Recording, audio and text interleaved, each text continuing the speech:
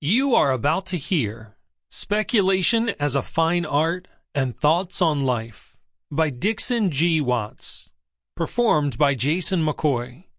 Copyright 2016 BN Publishing. Online at bnpublishing.com. Speculation as a Fine Art. What is speculation?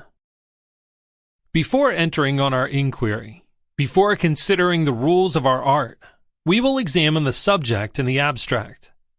Is speculation right? It may be questioned, tried by the highest standards. Whether any trade where an exact equivalent is not given can be right. But as society is now organized, speculation seems a necessity. Is there any difference between speculation and gambling? The terms are often used interchangeably. But speculation presupposes intellectual effort. Gambling, blind chance. Accurately to define the two is difficult. All definitions are difficult. Wit and humor, for instance, can be defined. But notwithstanding the most subtle distinction, wit and humor blend, run into each other. This is true of speculation and gambling.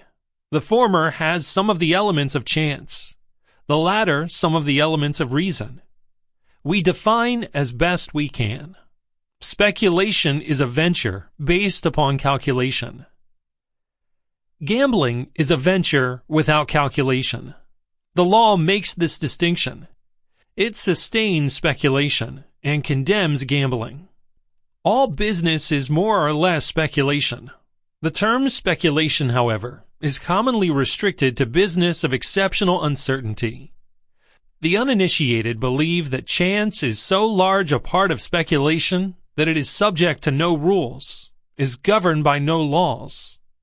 This is a serious error. We propose in this article to point out some of the laws in this realm. There is no royal road to success in speculation. We do not undertake, and it would be worse than folly to undertake, to show how money can be made. Those who make for themselves or others an infallible plan delude themselves and others. Our effort will be to set for the great underlying principles of the art, the application of which must depend on circumstances, the time, and the man. Let us first consider the qualities essential to the equipment of the speculator. We name them: self-reliance, judgment, courage, prudence, pliability. 1. Self-reliance. A man must think for himself, must follow his own convictions. George MacDonald says, "A man cannot have another man's ideas, any more than he can another man's soul or another man's body." Self-trust is the foundation of successful effort. 2. Judgment. That equipoise, that nice adjustment of the faculties one to the other, which is called good judgment, is essential to the speculator. 3. Courage. That is, confidence to act on the decisions of the mind.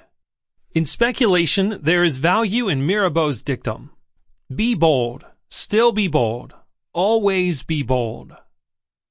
4. Prudence. The power of measuring the danger, together with a certain alertness and watchfulness, is very important.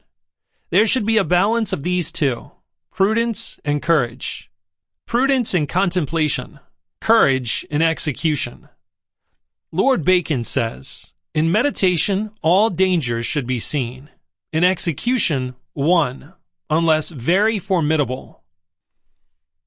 Connected with these qualities, properly an outgrowth of them, is a third, viz., promptness. The mind convinced, the act should follow. In the words of Macbeth, "Henceforth the very firstlings of my heart shall be the firstlings of my hand." Think, act, promptly. 5. Pliability, the ability to change an opinion, the power of revision.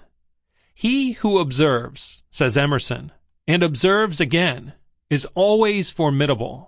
The qualifications named are necessary to the makeup of a speculator, but they must be in well-balanced combination. Sample complete. Ready to continue?